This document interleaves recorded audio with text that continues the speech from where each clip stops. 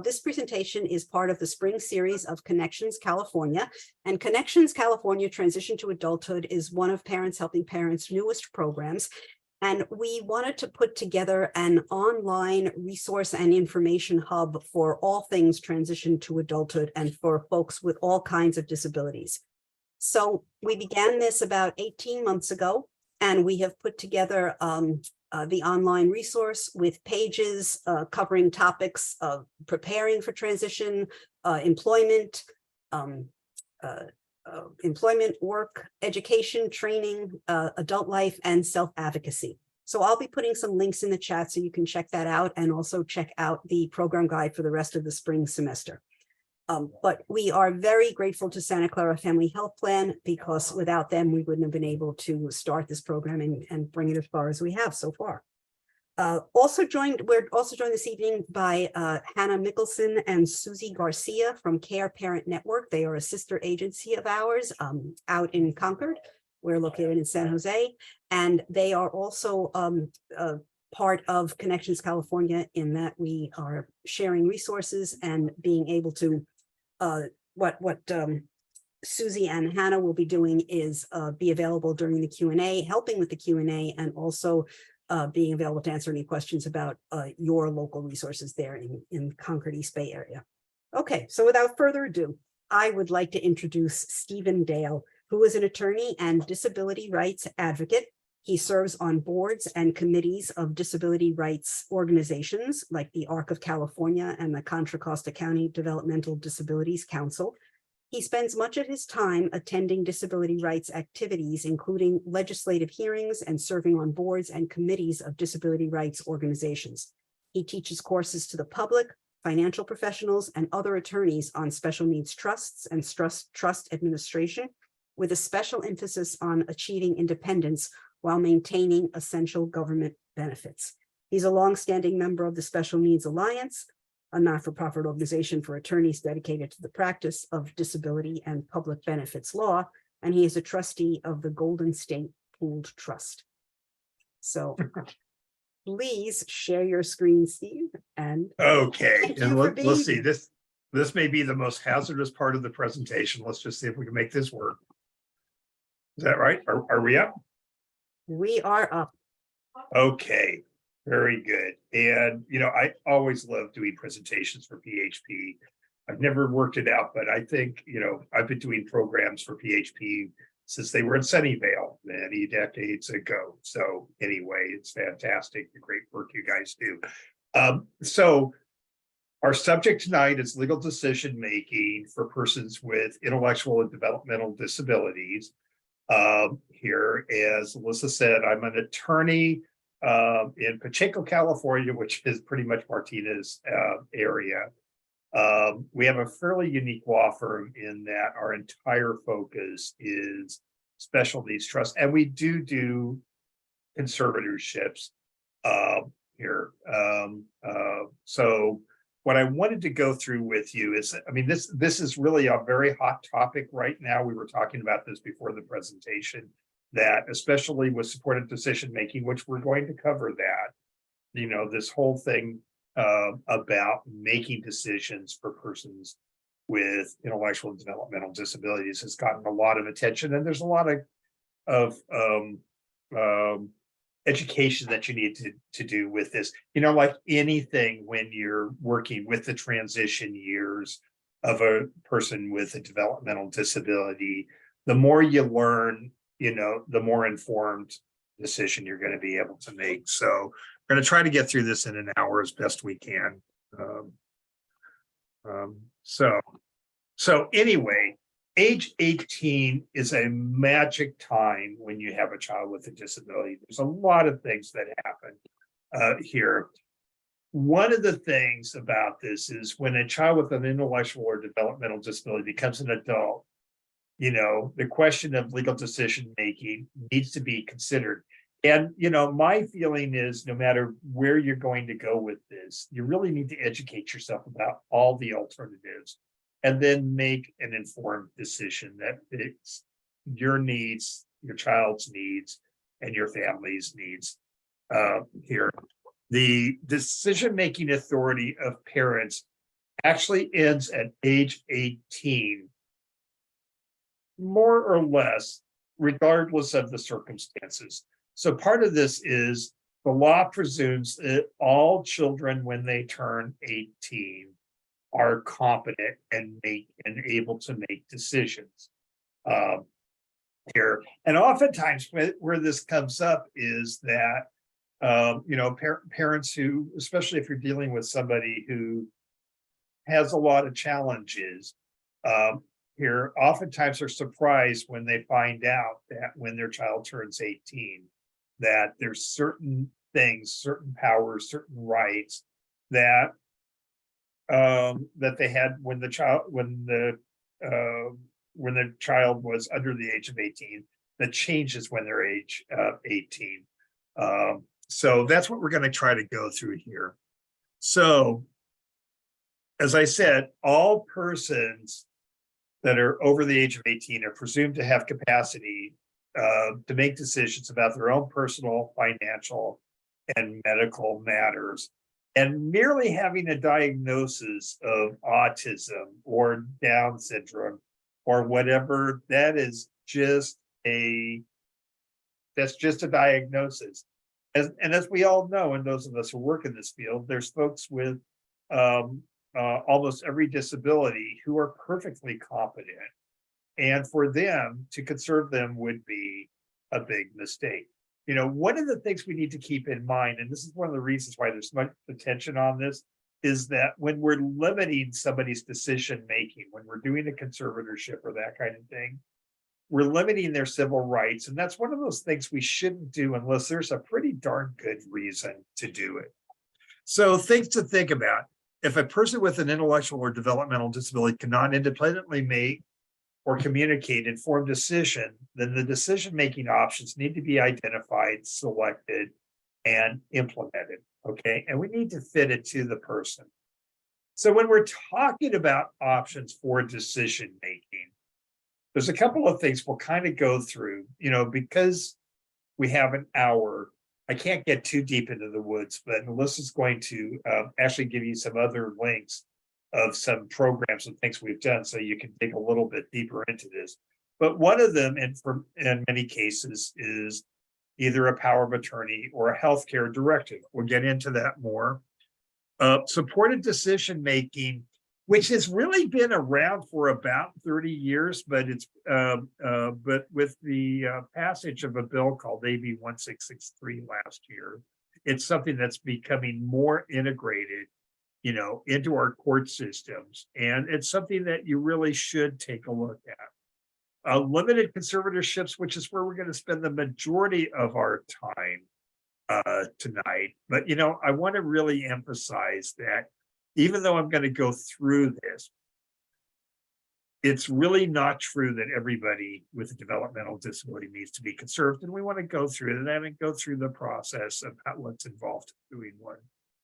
So for powers of attorney, once again, you may have a situation where maybe, and I'll give you an example. I have a niece who has Down syndrome, okay?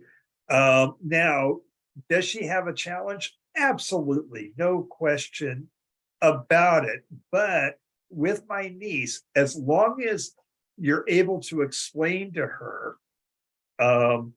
what, to like, if there's a decision to be made, let's say like a medical decision, for most of these things, if you explain it to her and you take your time, she can actually make a very informed decision. It may not be the decision you want, but she can make a very informed decision. Now, the thing with that is that oftentimes the tool you want to use when you have somebody who, where rather than taking over decision making, you're looking at working with them.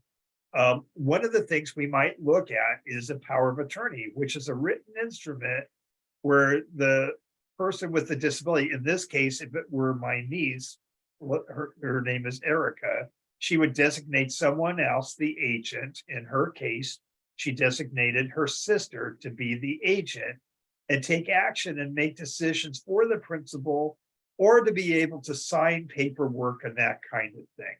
Okay. you can make those powers very broad. And in fact, one of the powers of attorney, if you're looking to do a power of attorney, there's a thing called a statutory power of attorney. So if you Google California statutory power of attorney, I believe that one of the courts that has those is the Santa Clara court. Whether you're in Santa Clara or not, that's a pretty good power of attorney. It's something that is, it's very generic.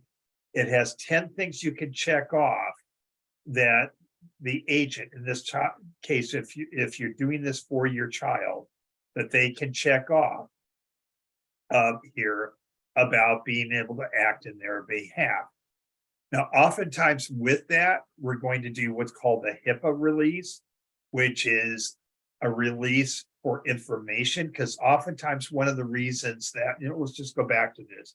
With Erica, she's perfectly capable of making decisions. But as far as signing paperwork or chasing down records or that kind of thing, that's just not something that's in her wheelhouse. So once again, it would be perfectly logical for her to grant that to, in this case, she did it to her with her sister to be able to act on her behalf. Now, one thinks about powers of attorney is they can be extremely broad or they can be for specific purposes. You can use them, for instance, to be able to have access to bank accounts, or to there are special powers of attorney that Social Security has, where you can assist them in getting benefits and that kind of thing. So it can be a very useful tool. A durable power of attorney doesn't prevent the principal from making their own decisions. In fact, one of the things with this is you can't use it to force somebody to do something they don't want to do. That's not what it's all about. It can be revoked by the principal. In this case, it would be the child with the disability at any time. But they're very common and readily accepted in the community. Now, to be able to do that, you have to have the capacity to enter into this agreement. And we're going to be talking about capacity later in the presentation, so I won't be too focused on this. But, for instance, if your child just doesn't understand any of this, doesn't understand that they're turning over a power to you, then this would be very inappropriate, okay? But once again, there's many people with developmental disabilities here who have the capacity to grant this, and they just need somebody to act on their part. The other place where this comes up often is folks with cerebral palsy. We see this often. I can think of a number of clients I've had over the years that have cerebral palsy who are perfectly competent, but because of the tremors and other things, it's just very difficult for them to sign paperwork or do that sort of thing. So, once again, oftentimes they'll grant a power of attorney to someone to become the agent to be able to make those decisions. So now the other one that comes up is advanced healthcare directives. And I will say, especially as we start talking about conservatorships, healthcare decisions are really the number one issue, and getting records is probably number two. Okay, so an advanced healthcare directive appoints an agent to make healthcare decisions for the principal here. And so, for instance, all of us should have healthcare directives ourselves, so that in the event that we lost capacity or we're unable to act for ourselves, somebody could step in and do that for us. It can also be used, let's use my niece again as an example, that It can also be used to allow sharing of information with physicians and healthcare providers, with the agent in this case, presumably, let's say, well, we're using Erica, that would be her sister. Could have been her mother, could have been somebody else. Here, so they could get the information so they could explain it to Erica so she can make an informed decision. It enables the principal to express his or her wishes about life-sustaining treatment, anatomical gifts, and other health care issues. Here, it can be revoked at any time by the principal. So I'll give you an example. I know Alyssa didn't mention this, but before I was an attorney, I was actually what was called the psychiatric technician, which is a form of a psych nurse. And I know that one of the things I used to do all the time is take folks with serious developmental disabilities to the dentist. And I think almost universally, it wasn't a pleasurable experience for them or me, but it's something that had to be done. Well, here's the thing. You might be the agent for your child, and you can authorize that treatment. But if your child, for instance, puts their hands up and says to the doctor, or indicates that to the doctor, the dentist, that they don't want them to work on it, they just revoked that authority, because once again, it can be revoked at any time by the principal. So you can't use it to make somebody do something that they don't want to do. And if that's something that's really absolutely necessary, you're probably looking at a conservatorship or involvement of the regional center of this, which is what we're going to get to in a minute. As far as limitations, you can't use it for a commitment for placement in a mental health facility. You can't use it for electroconvulsive therapy or psychosurgery, which is a lobotomy. I don't think there's been a lobotomy done in 40 years. You can't use it for reproductive decisions, and you can't use it for assisted suicide. I will mention this, that there is a bill pending to add to the power of attorney the ability to make decisions about psychiatric decisions. And that would be so cool, because the incidence of persons with developmental disabilities also having a mental health or behavioral health issue is actually very, very high. And that would be so good for our community. And that's been an area that's been really lacking. Now, it's not in the slides, but oftentimes when you're doing this, you also would want to get a HIPAA release. Part of this is within the healthcare power of attorney, the healthcare directive. It does have something you can check off that will give the agent the power to have access to medical records. And oftentimes that's a really important thing to ask for. But it actually is a good idea on top of that to do what's called a HIPAA release. Now, if you're going this route, and yes, I am a real live attorney, and yes, I do counsel people, and we do powers of attorney and that sort of thing for which we charge. Oftentimes, my suggestion is not to have an attorney draft the power of attorney or the healthcare directive, especially the healthcare directive. I know when I was a nurse, if we got anything that was anything different than the California Medical Association healthcare directive, it would get sent up to legal, and who knows whatever happened. There is, if you go to the California Medical Association, so if you Google California Medical Association healthcare directive, you can actually order a healthcare directive, or your hospital is required to be able to give you one. The nice thing about using that form is that it's something the hospital or the emergency room is used to, and they don't have to dig through that thing to try to see if there's something special that the attorney did. If you are with Kaiser, Kaiser has a very fine healthcare directive. And once again, I would use the Kaiser healthcare directive over having one drafted by an attorney.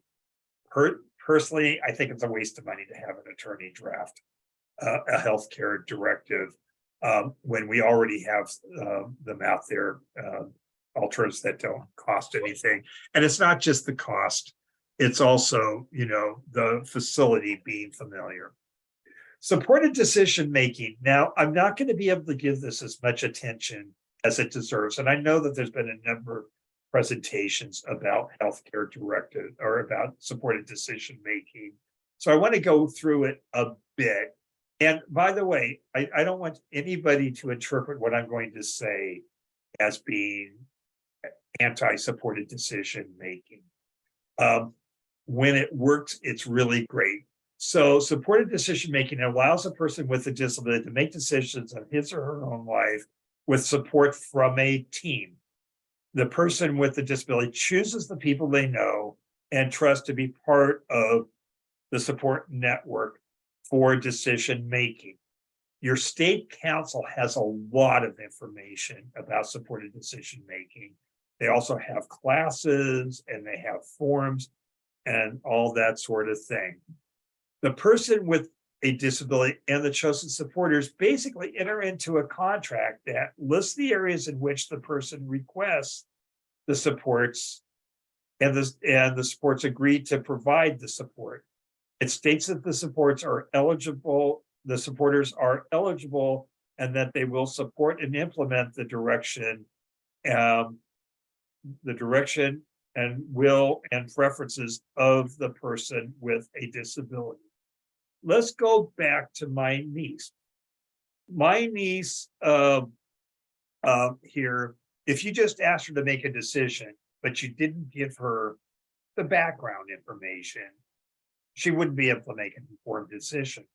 But if she had the proper supporters there that were willing, and they would enter into a contract with her that would provide those supports and basically, work as a group and teach her about what is the issue, then what the supported decision makers do is they use that to actually implement the decision. And it's a pretty good process to do this. My opinion, does this work in every situation? Absolutely not. I mean, one thing about persons with all disabilities is that they're all individuals, and we really have to look at the functionality of the person. The areas of support can be included of medical and psychological treatment, financial issues, education and community-based services, living arrangements, social and personal activities and relationships, and employment and occupation. The supported decision making agreement must be reviewed and updated as necessary at least every 2 years. And it can be determined by the person with the disability, or if all the supporters agree, or if the terms of the agreement say that it's only for a certain period of time, and obviously upon the death of the person with the disability. Third parties must respect and implement the decisions made through the supported decision-making process.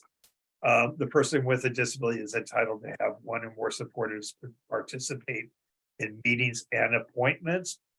And supporters may not be excluded by a third party except upon reasonable belief of fraud, coercion, or abuse.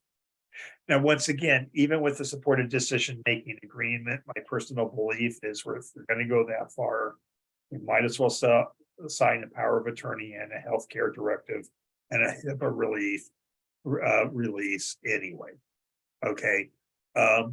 So moving forward, let's talk about alternatives and or conservatorships And by the way, the conservatorship should always be the last alternative. I mean, I think no matter what the situation, for instance, if you're a parent trying to consider whether or not a conservatorship makes sense or not for your child, before you do that, you really should take the time and learn about supportive decision making and other alternatives, because we are limiting somebody's civil rights. So what is a conservatorship? I want to just tell you historically how a lot of this came about. And if you kind of understand that, the rest of this is going to make a lot more sense. My father and grandfather worked in the state hospital system. So, and I worked in the state hospital system as well. So we had 3 generations in Dale working in the state hospital system. In my father's and grandfather's day, a conservatorship was pretty easy. You could actually do it without the person with the disability showing up. You just had to sign some paperwork. I think there was a $25 filing fee. It's a lot more expensive today here, and you could conserve somebody. And on top of that, back then, you could do all sorts of things you can't do today. You know, California had a pretty, I was going to say healthy, but that's the wrong term, a pretty active eugenics program, which basically in the 30s and 40s and even into the 50s, they were sterilizing persons with developmental disabilities merely because they had a diagnosis of being disabled. You know, a lot of the civil rights work that was done in the 70s one of it had to do with the fact that you could have somebody sterilized without their being involved or having any sort of due process here. And so that was a big focus, which eventually led to our limited conservatorship laws. If you understand that, some of the things I'm going to tell you are going to make a lot more sense. So to establish a conservatorship, you have to show, it must be shown that due to a disability, a person is unable to communicate their decisions or understand and appreciate the consequences of those decisions. So that is basically our definition of incapacity. Even with supported decision making, if it's shown that a person is unable to make and communicate their decisions or understand or appreciate the consequences of those decisions, then supported decision making would probably be inappropriate. I mean, I'll give you an example. I used to work a lot with folks with autism years ago, and we would get a lot of folks that were echolalic that would repeat things, and it would sound like they're actually participating in the discussion. In fact, that's not what they're doing. They're just repeating words. That is not making a decision. That's just repeating words, okay? So a lot of it has to do with understanding and appreciating the consequences of your decisions, okay? So when we're going to talk about conservatorships, there are 2 types of conservatorships and 3 categories. So since we're talking about limited conservatorships, I'm going to focus mostly on that, but it's good to understand the difference. So as far as the types, there's conservatorships of the estate, which is managing assets. That's one of the reasons oftentimes you want to make sure that you do a special needs trust or something similar to that, because if you have somebody that doesn't have capacity, then it's probably what is going to be necessary is, and funds go directly to that person. It's probably going to become necessary to do a conservatorship of the estate. And so now you've got attorneys and judges managing money for a disabled person. And I'm just here to tell you that is not the best thing. It's very expensive, it's time consuming, and it's something you generally want to avoid. A conservatorship of the person is for making personal decisions. And there's only very limited decision making that you can make for assets. As far as categories, A general conservatorship tends to be for people that are totally physically disabled or for the elderly. For most folks, this is for folks who might have Alzheimer's or some sort of dementia. That's the most common type of general conservatorship, and it can be of the person or the estate. We're focused on today limited conservatorships, which were created specifically for persons with intellectual and developmental disabilities. There was a day when you could do a general or a limited, but the law has shut that door. So if you're dealing with somebody with a developmental disability, we're talking about a limited conservatorship. We're going to focus on making decisions for personal decisions. Once again, you want to do your best to avoid assets going directly to a person who is unable to manage their financial affairs directly. Otherwise, in order to manage those affairs, you probably would need to do a limited conservatorship of the estate. Once again, having attorneys and judges managing money, which is just not a good alternative. The third one is what's called an LPS or psychiatric conservatorship. They can actually be for the person or the estate. And this is for making psychiatric decisions. This is an area that really needs more work. And I was very pleased to see that there's a bill to authorize psychiatric powers of attorney and that kind of thing. But the thing about this as we get into this is that a limited conservatorship of the person has very little power when we're dealing with, for instance, dealing with a locked psychiatric situation. So going through limited conservatorships, they're intended only for people that are identified as developmentally disabled. The disability has to originate before the age of 18. It has to be expected to continue indefinitely, okay? And it includes intellectual disabilities, cerebral palsy, epilepsy, autism disorders, and other conditions found to be closely related to intellectual or developmental disabilities, okay? So as far as the powers you can ask for, there's 7 powers you can ask for, and I'll just put all 7 up. Okay. Well, in fact, I went too far. Let's go back. Oh, we're going backwards. Okay. So the first power, and before we do this, I've been producing a program called Keep the Lanterman Promise, and it's something you might want to take a look at as we're taking a look at these powers. And it basically is a 2-hour course on IPPs and that kind of thing. Now, let's just assume that your child is a client of a regional center, okay? Under the Lanterman Act, a parent or family have a right to attend the IPP unless the regional center client, in this case, that would be your child, expresses that they do not want you there. Okay. Now, here's the thing.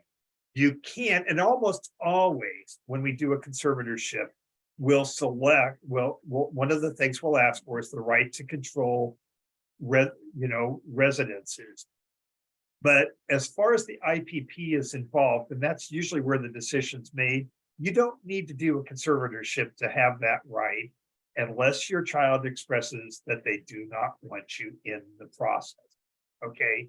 And I think that's really important. And a well-run regional center here should respect that. And, usually that's where residential decisions are made.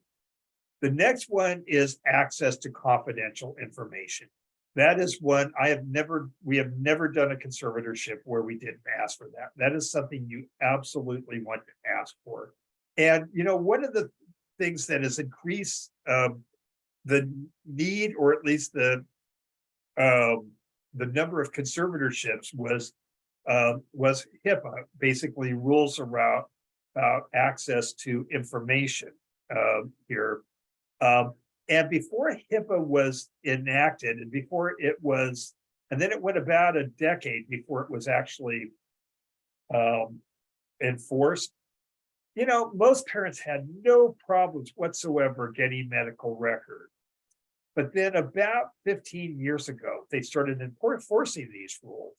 And once again, it increased the number of conservatorships, especially during summer camp season. You know, summer camp season for us used to be conservatorship season because, you know, the parent would maybe have a child that just turned 18, ask the hospital for the medical records so they could give them to the camp. And the hospital would say, you don't have the authority to do that. If your child didn't have capacity to authorize it, then we would end up doing a conservatorship. So, you know, this is something that's really important. And I'm doing these in the order that it's in the law. The next one is the right for a consent to marriage. That and the consent to social sexual activities and intimate relationships is what's considered a highly personal right. And in many cases, and in fact, for some regional centers, in all cases, as we talk about the regional center report and their recommendations, that's one that oftentimes will be recommended against by the regional center, depending on the county you're in. So for instance, Santa Clara County, for instance, that is oftentimes a very difficult right to get. In Contra Costa County, we get them almost with little or no discussion on that. That's something you can ask for. I usually tell parents, unless there's some really good reason that you're concerned that somebody is going to marry your child, you know, inappropriately. If it's not granted, just let it go. Contract authority, which becomes more and more important, the ability to act on your child's behalf and be able to contract for their needs as things come up. That's certainly something that's important. We almost always ask for. Consent for medical treatment. I have never done a conservatorship where we didn't ask for the right for medical treatment here. And in fact, oftentimes that is the primary objective here when we're doing a conservatorship. Let's go back to control social and sexual activities and intimate relationships. This is something that is, once again, considered a highly personal power. And there's some practical sides of this, okay? First off, I might be able to get you in what's called the letters of the conservatorship. We'll talk about that in a minute, the right to make those powers, but how you're going to enforce it is really hard to say. I mean, the thing about it is all humans tend to be sexual, including folks with disability. I mean, it's just the fact. And merely having that power, sometimes it's very difficult about how are you going to actually exercise that power. And so once again, in many cases, my recommendation is that if you ask for it and it's not granted, don't get all wound up over it. That being said, I did have one case where we did not have this power, and I wish we had. And this was a case where, and it was a terrible case, where the person was conserved and the person was raped by a caregiver. And you know, the sad thing is that that sexual abuse of folks with developmental disabilities is way too high. These are very vulnerable folks. And in that case, they didn't tell the parent about the abuse here because they didn't have that power. I personally believe that was wrong.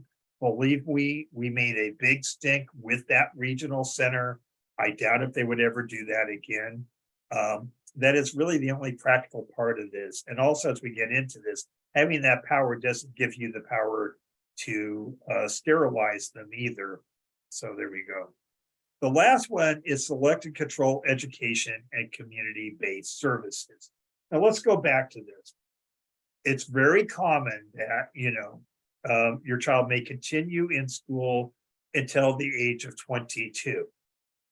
I've had folks come to me telling me that the teachers have told them they have to conserve their child, otherwise they can't get involved in the IEP. And I'm just here to tell you, under IDEA, a parent has a right to attend the IEP, conserved or not, unless the child articulates that they do not want you there. Okay, so once again, if the total reason of doing this is to be able to be involved in the IEP for the school, if you feel like you need to do that, there's probably something wrong with the school. And as a good advocate, you need to say something here, because if they're doing that to your child, they're probably doing it to another child. Okay. And so you have a right to be involved in that without having to conserve your child. Limitations on authority. So you can't commit them to a locked psychiatric facility. You can't give them experimental drugs. You can't do electroshock therapy. And it's funny, not in a funny way, but especially with autism, every so often somebody gets the bright idea. If we just run a lot of electricity through their head, maybe it will cure them. And it's been proven that that's just not a thing. So once again, that's not a favored treatment anyway. And no sterilization. Okay.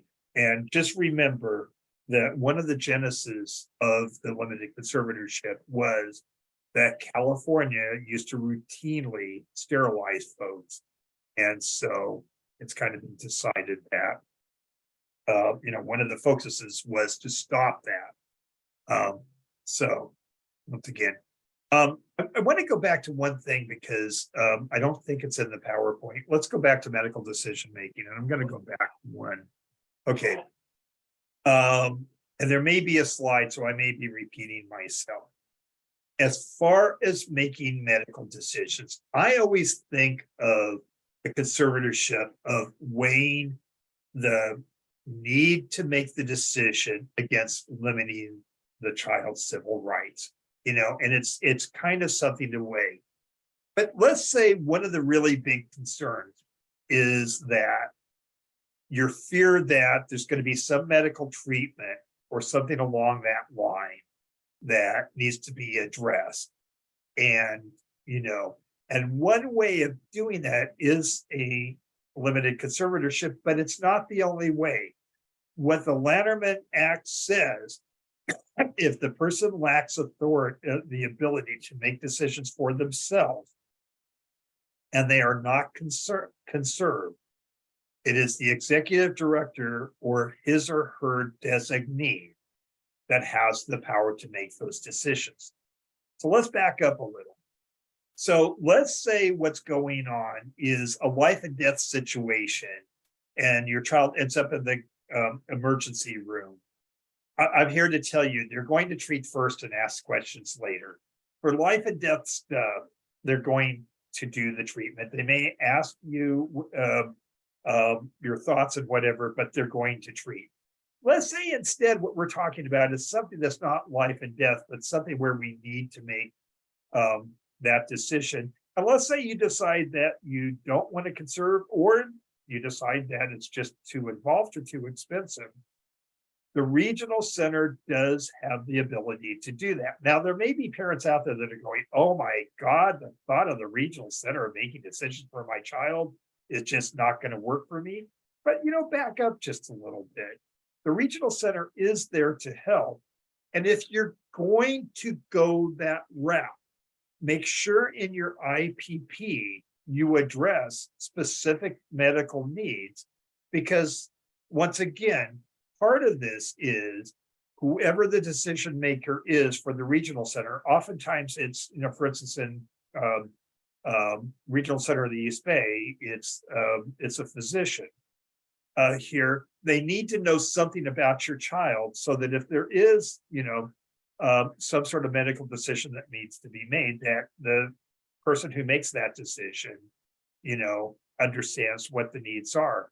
there's depending on how the regional center operates, I don't think there's any reason not to be comfortable here, having the regional center have that authority.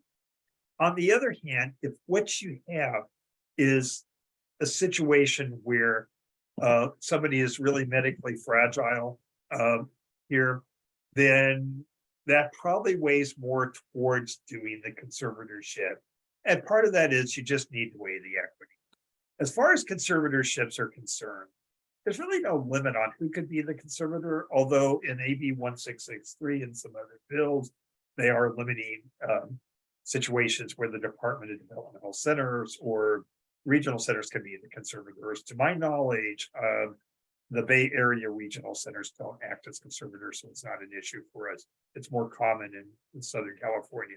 But it could be family members, could be friends, could be a professional fiduciary or a care manager. It could be the regional center or the department, although that is starting to get limited more and more as time goes on. Could be it could be the public guardian. Basically, it could be just about anybody. Okay, so with that, we often recommend with families co-conservators here, and the reason for that is part of this is in many cases it's the parent who's going to apply or the parents that are going to apply to be the conservators. But the issue is what happens when the parents age out or pass away. And oftentimes we want to make sure that there's some sort of consistency in the decision-making process. So if you have two conservators, you have to make the decision by consensus. That means everybody has to agree. If it's more than two, and oftentimes we'll see, mom, dad, and maybe, it's funny, it's almost always eldest daughter, but it could just be a sibling doing that. So that would be three of them. In that case, it would be done by majority. Now, oftentimes the reason that will include a sibling is so that when the parents age out or when they pass away, then we have somebody who is familiar with the process that can continue on their own. It avoids a lapse of a conservatorship due to health or incapacity issues and that sort of thing. Now, just as on a practical side, make sure that if you're doing this, you have a family discussion with the sibling to make sure this is something they really want to do here, and make sure that it is something they really want to do, because I've seen a lot of situations where the sibling who wants to be a good sibling really doesn't want to do it, but will tell you yes, even when in fact their heart says they really don't want to do this. Okay, when to apply?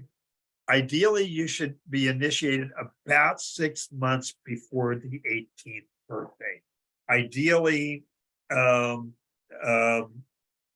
you want to do it, 6 to 9 months before to get started, because as we're going to go through, and also the link to the video we're going to send you gets into a little bit more detail here, is there's a lot of paperwork involved in doing this. So you want to get this all done and then be ready just before the 18th birthday to have the hearing to grant the letters of conservatorship. It can become effective at the 18th birthday or any time thereafter. So there's really 3 phases to the conservatorship process. First is to prepare and filing the petition. The second is a court review and hearing. And the third part is post-hearing tasks. Let's run through this. To begin the legal process, and this is a legal process in court with a real live judge here and real live attorneys involved. So to begin the legal process, numerous documents must be prepared, providing information about the conservatee and the proposed conservators. So we need a capacity declaration from the physician. By the way, for those of you that have Kaiser, I don't know what their problem is, but Kaiser tends to be a real problem. So if you're thinking about doing this, you might want to talk to your physician beforehand and urge them that to please fill out the capacity declarations. Oftentimes when we see a problem getting those capacity declarations, what we see is a lot of delay. And if you're using an attorney, we watch the costs skyrocket. Okay. Plan on 2 months for preparation. These things don't happen overnight. Then a hearing date is set when the documents are filed with the court. Usually it takes 2 to 4 months, could take longer. Calendars are getting longer and longer depending on the court. When you file the documents, all the files must be mailed to all family members of the conservatee within the second degree. So they need to be sent to spouses, the partners, children, parents, siblings, and grandparents. And there are no exceptions. And sometimes this can be very difficult. We've had cases where maybe dad was abusive and left and hasn't had any contact with the family for years and years and years. And there may be really good reasons why you don't want dad back in your child's life, or mom. I mean, it could be mom, but sadly it's almost always the dad's here. Unfortunately, the reason for this is that the court wants to notice all family members to the second degree, partially so that they have a say. And if there is some reason why this shouldn't go forward, they have an opportunity to do so. So this can be a real issue. The conservatee must be served in person as well. Once again, the details of how you do that, if you have an attorney, they're going to know how to do this. If you're working through a clinic, they're going to teach you how to do this. Then the court review. So, and this is the part that becomes important, because remember, this is going to be a decision made by the court. It's what's called a court of equity, which means the court wants to make a common sense decision, but you need to put the information in front of the court so they can do that. So the court investigator, which is the most important report, partially because the court investigator is an employee of the judge here, does a background check on the conservators, interviews the proposed conservatees, and files a written report, which you will get beforehand. An attorney is provided and will meet with the proposed conservatee and may prepare a written report. Part of that is a pen. Now, in some counties like Alameda County and Santa Clara County is the public defender's office. In Contra Costa County, it is a private attorney, but an attorney will be appointed. And the regional center will prepare an assessment. Okay. Now, hearings can be attended in person or via Zoom. I'll tell you, part of the pandemic is a lot of these things are done via Zoom. Conservatee will be required to appear at the hearing unless medically unable or requests a waiver through the court-appointed attorney. Okay, and it's not too scary a thing. So unless there's a really good reason for them not to attend, it's best if they do attend. Okay. And conservators may also be required to appear. One of the things, going backwards real quick here, is the regional center report here. The regional center is required to do an assessment. You should make sure your caseworker knows that you're going to be conserving, and we need the report and we need it on time. Just because a regional center may not agree with all the powers you're asking for, it doesn't mean you won't get them. Okay. In fact, we've seen in Contra Costa and Alameda County, oftentimes, quite frankly, the regional center report doesn't get the attention that maybe it deserves here, for reasons I won't go into. Post task, what you end up getting is what's called a letter of conservatorship. You go through all this trouble and you get a piece of paper that basically has a checklist of those 7 things. And the judge checks off which of those powers you are going to get.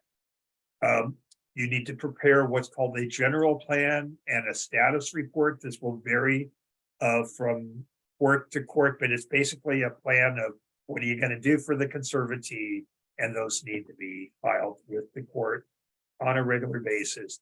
The court will have a court investigator who's supposed to come once a year to take a look and see if everything is okay. And then the last thing we'll talk about here, and then we'll answer whatever questions we can. I know I took a little bit more time than I should have, which would be fees. Now, do you need an attorney? No, you don't. Okay.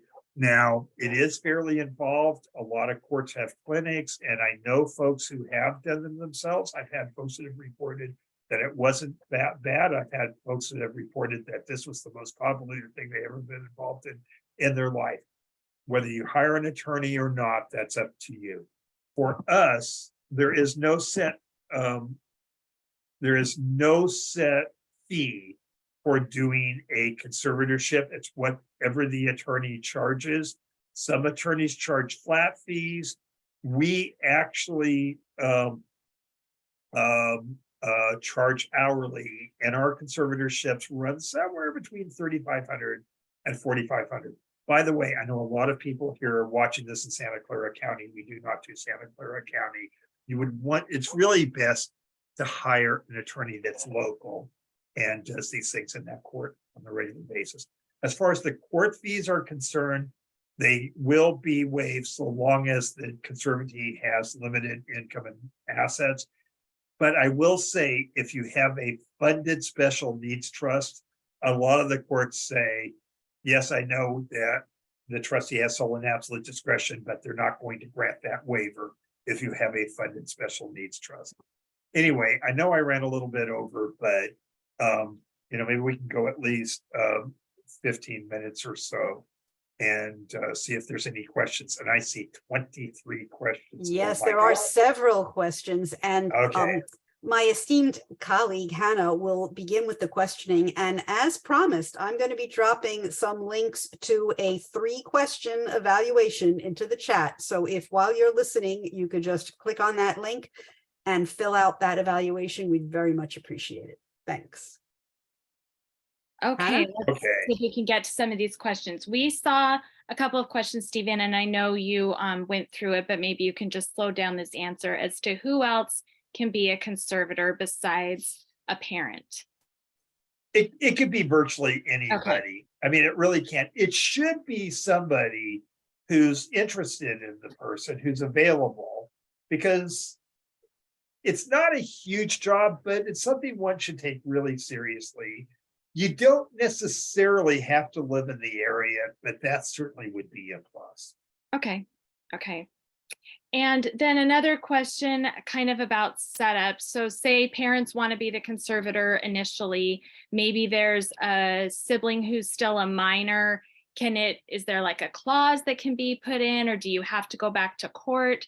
Or can parents also add kind of secondary conservators who are adults at the same time they're setting everything up? We're seeing some changes with that, but especially with the minor. It probably is going to need to go back. You're going to need to go back and add the person. The courts are looking at trying to streamline this. It's not as involved in doing the conservatorship from scratch, but it still is a hearing. It is a bit of a lift. That's one of the reasons why, if you have a child, for instance, a sibling who eventually will do this, and they are adults, you might want to consider adding this. It really depends on the situation, but there isn't an automatic add-on here just because of a sibling. You'll find that the court will prefer a sibling just because we assume that the sibling is going to know more about their sibling than anybody else. Yeah. And a question that I think you covered a little bit at the beginning, the individual need to have an official intellectual disability diagnosis. What about just low functioning kids on the spectrum who cannot make any decisions on their own, but doesn't have an official ID diagnosis? Let me answer this 2 ways. let's assume for a moment that they're what's called category 5 here with the regional center and their regional center client, then we're talking about a limited conservatorship, pure and simple. But for instance, I do a lot of work with folks with brain injuries, for instance, or don't really have a diagnosis and they're not a regional center client. In that case, you would want to talk to your attorney because, in a lot of ways, hopefully that attorney knows that court, knows where the court's going to go. You may be looking at a general conservatorship at that point. Now, the court may end up asking you, well, why aren't you doing a limited conservatorship? And you're going to need to be able to say that, Your Honor, he's not developmentally disabled. Here, he's not a regional center client. So you would be looking at a general conservatorship. Okay. And then there was also a question, if you can clarify the bill that passed last year. The bill that passed last year is AB 1663. And in Okay. fact, if you Google AB 1663, that's going to pop up. Now, let me tell you what AB 1663 did. Okay. And just as an advocate, I happen to be on the policy committee of the ARC of California. We certainly paid a lot of attention to this. I have mixed emotions about it, but here. But what it did is it required a finding that supported decision making is not appropriate in the situation. Personally, I think those rules were already there. It also changes the standard for representing the proposed conservatee from what's called a best interest standard to a zealous advocate. So this is one of those things you're going to want to talk to your attorney about. Once again, if you have a child with a disability that, for instance, is very vocal and is likely to oppose the conservatorship, you'd want to have a very practical talk with the attorney about what is going to be expected here, because once again, the attorney that represents the conservatee has to do whatever the proposed conservatee is telling them to do, even if the attorney doesn't think that's in their best interest. The vast majority of the conservatorships we do, that's really not much of an issue, but you really want to think about that, not only because of the hassle involved, but also if you are paying an attorney and you end up with a contested conservatorship, the costs could go sky high. Yeah. So you want to work that out beforehand. Okay. And I see that from Susie, we might have a couple questions in Spanish. Go ahead, Susie. Bueno, just about the extent of money. No, Yeah. actually, we don't have any question, and I just want to let them know the families if they have any question. And we will be giving materials Si in hablas Spanish to español y pass tienes out as preguntas, well. nos las puedes escribir en español en el chat, por favor. Yeah, so she's just letting any Spanish speaking families know to go ahead and type the question in Spanish. Don't be afraid, and we'll do our best to answer it. Thanks, Susie. And just so everyone knows, I'm throwing, as Stephen is talking, I am going and getting some links and putting them in the chat. So you're able to copy and save those links if you would like. And I'm also going to put another plug into doing those evaluations. I tend to be really annoying thank you, about them. Alyssa. I but know those please do evaluations those are important. evaluations. Okay, Yeah. thanks. We we- also can we have a s- couple questions, Stephen, about when can a conservatorship partly be revoked or redone if an individual develops maybe some additional skills, or You becomes know, that able is to handle such a something. good question. Whoever asked that, I want to congratulate you. Have a couple Yeah. people, so a couple people get the award for that. Okay. Well, there we go. Well, then I congratulate the group. Okay. This is kind of a living, breathing thing.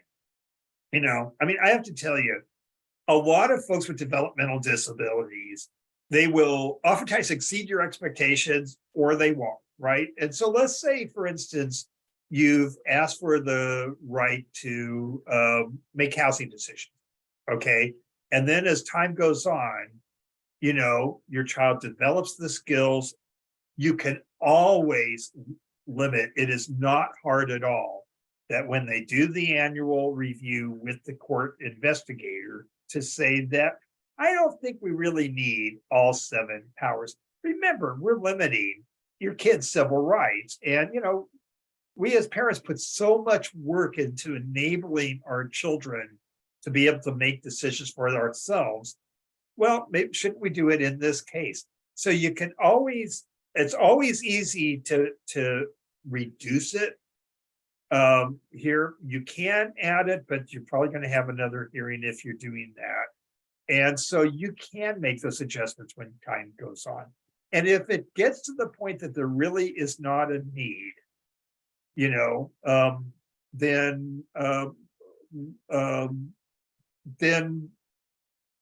you can always eliminate it. The other concept that's really important as we go back to this, I know a lot of people have painted supported decision. Let's get back to that old supported decision making, that it's either supported decision making or conservatorship. Well, the question is why?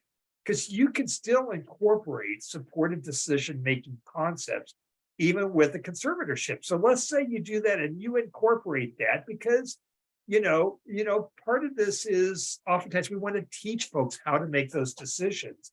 And let's say you get to the point where you no longer feel like the conservatorship is necessary.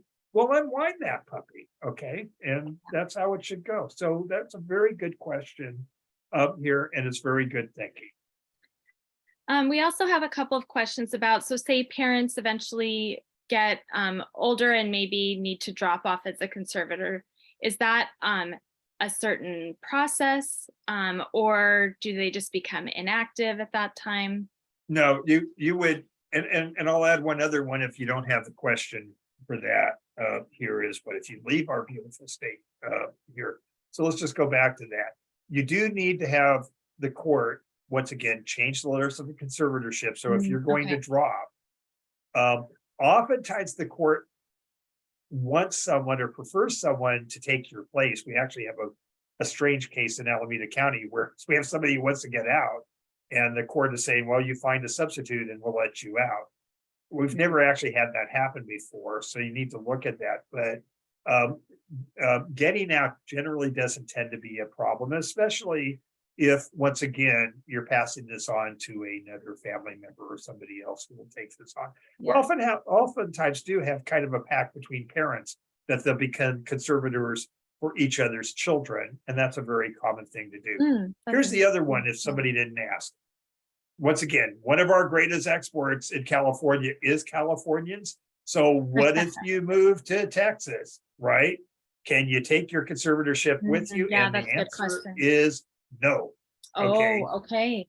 So what you need to do, if you're doing that, is before you leave here, you need to tell the court, and then oftentimes you can go to, Texas is a very popular place for people to go. In fact, although about a half of them end up coming back here. But with that, then you register the conservatorship in Texas, where they're going to call it a guardianship, and they go through their own little process that's not as involved, but they do not cross state lines, and that's really important. So if you are thinking of doing this, but you're planning on moving to Illinois next year, I would hold my horses and wait till I got moved. Okay. It looks like, Susie, we've got a couple of questions in the chat that are in Spanish. I don't know. One is from Lorena Castillo, and then the other one's an anonymous question.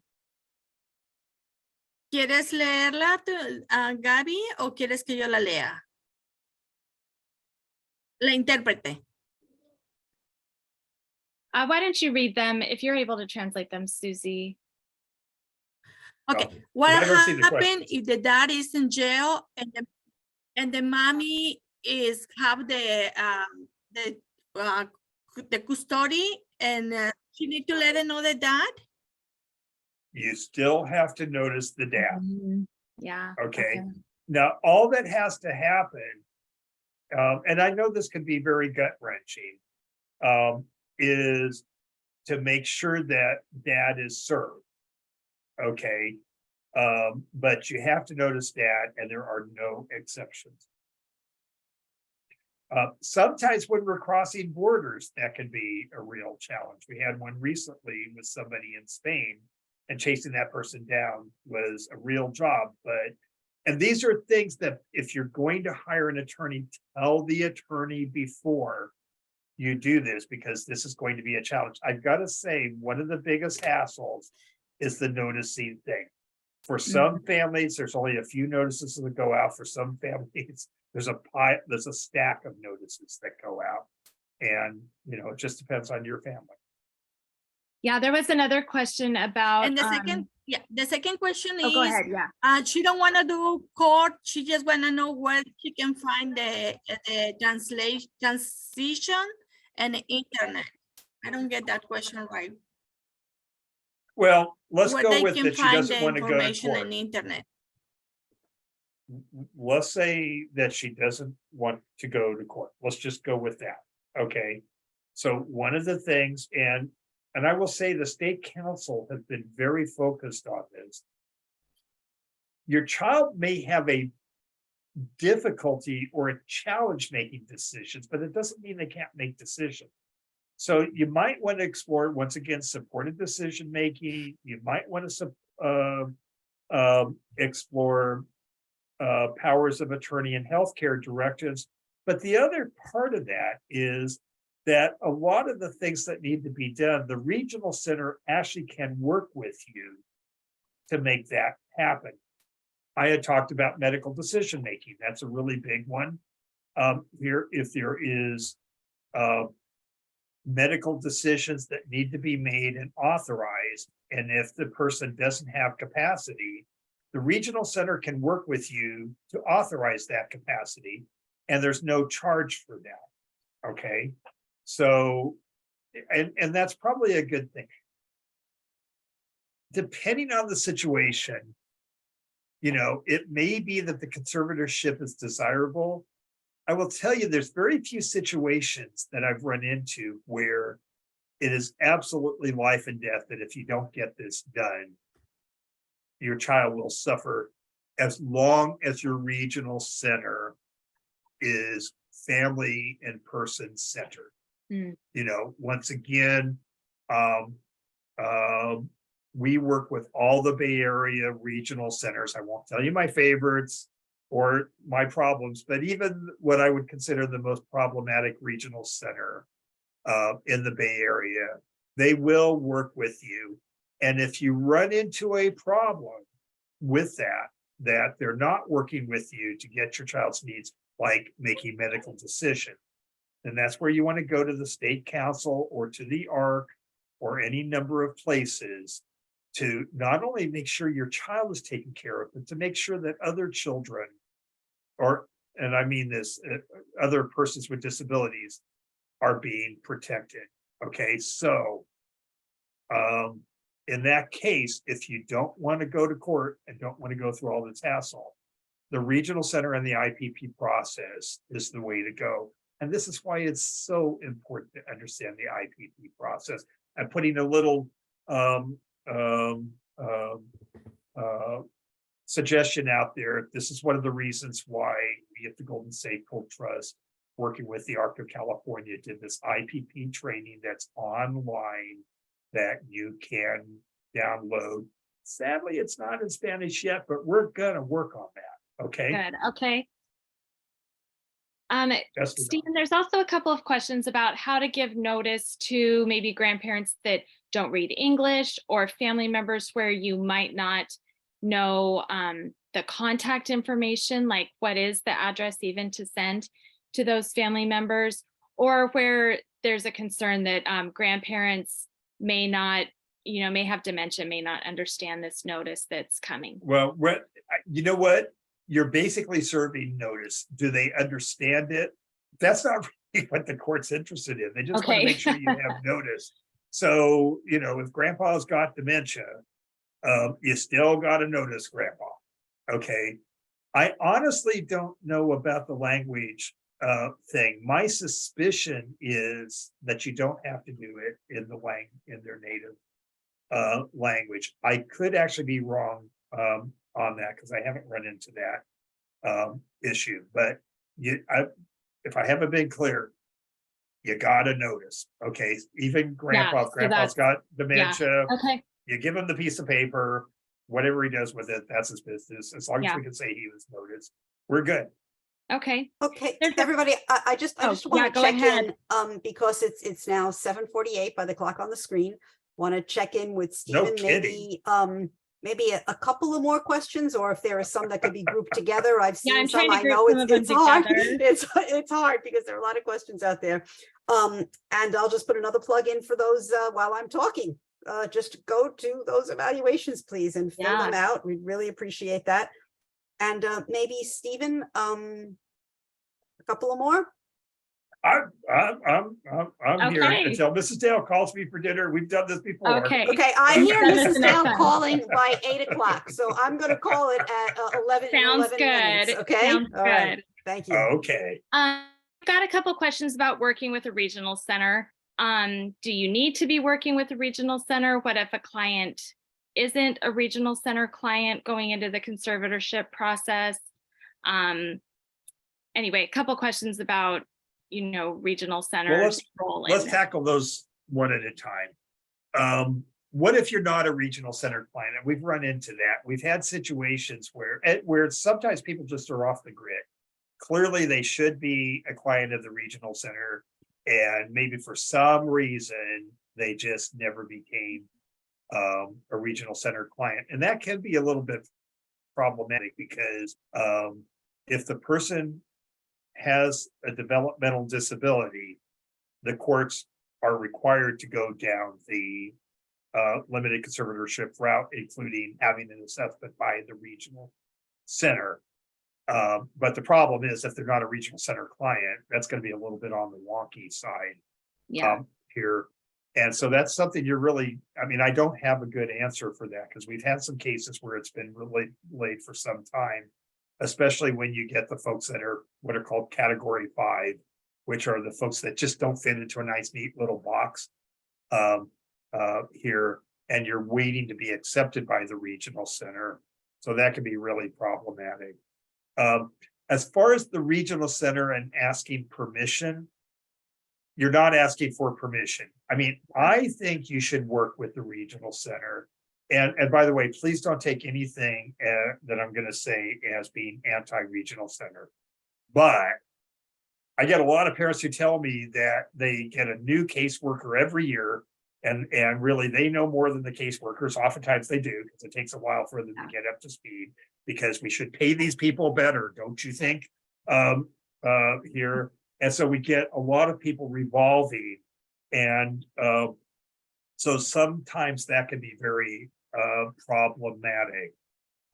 As far as the regional center is concerned, you do have to have their assessment. And with the exception of Santa Clara County, I have to tell you, for the most part, I haven't really seen the courts give as much attention to the regional center reports as you would think they would. And here's the reason.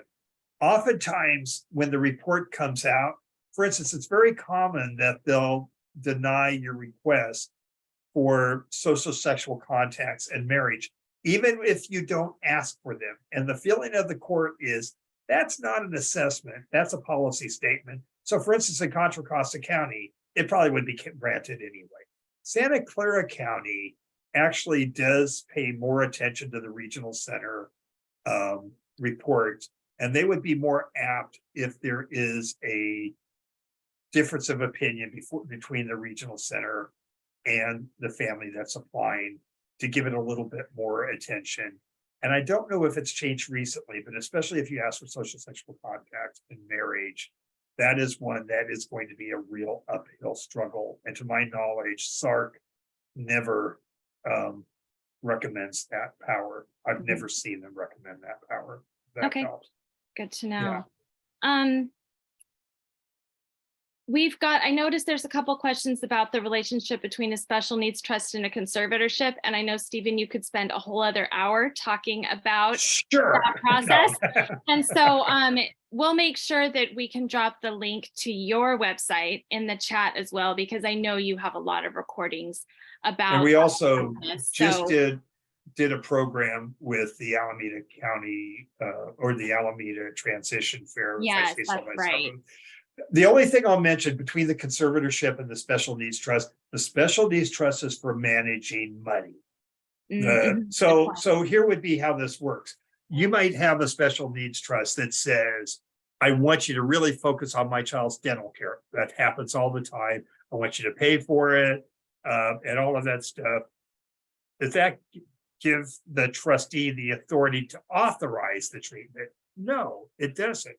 So oftentimes the conservatorship will go hand in hand for authorizing that care, and the trust will pay for it. Okay, so I think that's as far as we go Yeah. that today. sounds So good. there is a relationship here. And the other thing is, you want to make sure that money doesn't go directly to your child if they're likely to have a conservatorship, because if they get money directly, you're going to have courts and attorneys managing money.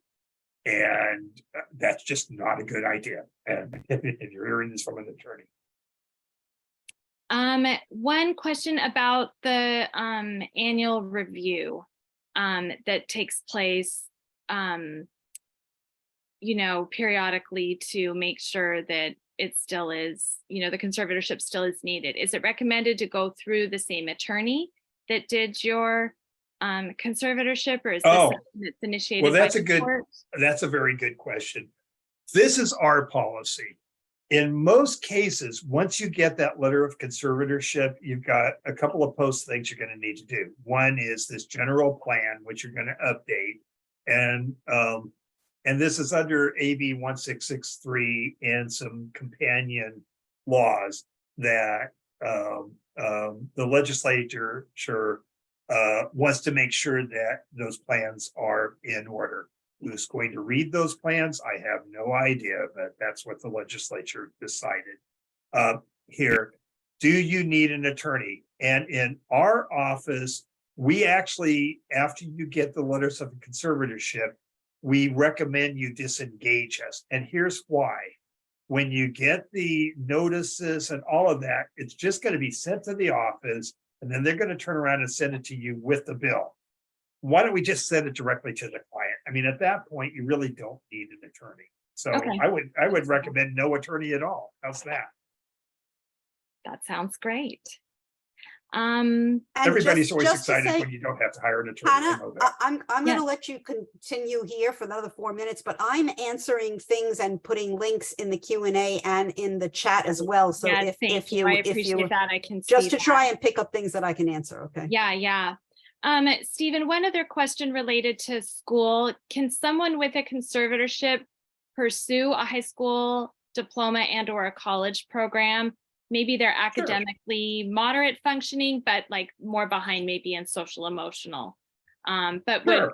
yeah. I've okay. seen that. I have many clients that are scholastically savants, but if you send them to the grocery store, God knows what they would come back with, right? I mean, we've all run into those kind of things. We have had folks that are, I mean, I have one in particular who is in college, probably going to a graduate program and is conserved, and I would say it's appropriate. That's going to be rare. If you're in that situation, I would do a lot of soul searching about, is the conservatorship really necessary? But no, I've certainly have seen, Or those maybe cases. not in all areas, perhaps. Right, Yeah. or limited, yeah, Yeah. or limited. Once again, you can always pare it down. Okay. Maybe Last two one. last questions. Last one. Any of the options as far as I think the different areas that can be conserved, as well as the other alternatives you talked about, do any of those make a parent financially liable for their No. activities of their child? No, that's a good question. There's the only case I could ever find, I haven't looked in a couple of years, was a case with a conservatee who was placed next to a school and did, let's say, naughty things with the children. That they didn't hold them liable, but then the conservator placed them next to another school and it happened again, and then placed them in another school next to another school and it happened again. And the court finally said, that they held them liable for that. I cannot find another case where the parent has been held liable when we're talking about conservatorships of the person. And, the courts, for the most part, understand that, this is part of community living. This is part of deinstitutionalization, is living in the community. And boy, I wish we could all say that living in the community, everything is hunky-dory, but it has its challenges, and there are risks. There are, you can't really control that person here. I mean, you have a responsibility, but unless you are like grossly negligent, I have just never seen it. Yeah. Well, I believe that brings us to time. I know we could, spend half an hour plus answering questions.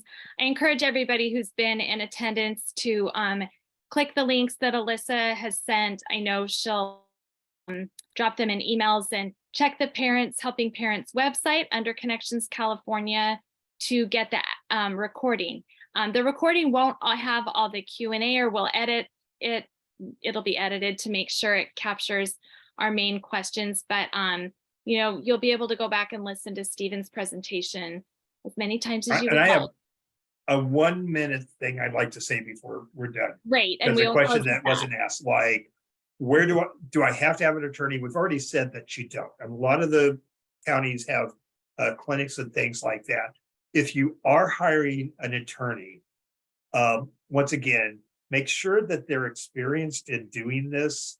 A letter of conservatorship, nobody does a better letter of conservatorship than anybody else. It's the same thing, but part of it is having somebody who's experienced with that court and understands how the court works. It's best to use somebody who's local with that court. The other part of that, when you're doing that, is they should really take it seriously about making sure there isn't a less restrictive alternative, because part of this is a new experience for most families, and this is just one of those things, and we should always seek the least restrictive alternative. Yeah, I think that's great. And I know for county specific questions, please reach out to the Family Resource Center, whether in Contra Costa County, that's Care Parent Network, for Santa Clara County, that's Parents Helping Parents. We can also make sure we connect you with our other colleagues that serve other counties, but they'll have, lists of attorneys if that's what you're interested in, or other alternatives that are specific to the county you live in with that court. And I think in the Q&A, I did answer that. I gave the links to finding your Parent Training Information Center and finding your Family Empowerment Center. I just went through the chat and I took all the links that I put in the chat. I'll do the same with the Q&A. I won't close out of here until I get all those links, and I will send that in an email along with the PowerPoints slides from tonight tomorrow. So everybody who attended will get those. So rest assured, you'll get the links if you couldn't pick them up. Yeah, wonderful. All right. Well, thank you so much. You. Thank you, Hannah. Thank you, Susie. Thank you, Beatrice. Thank you, everybody out there. And of course, thank you, Stephen Dale, for your wisdom. We are always happy to have you here.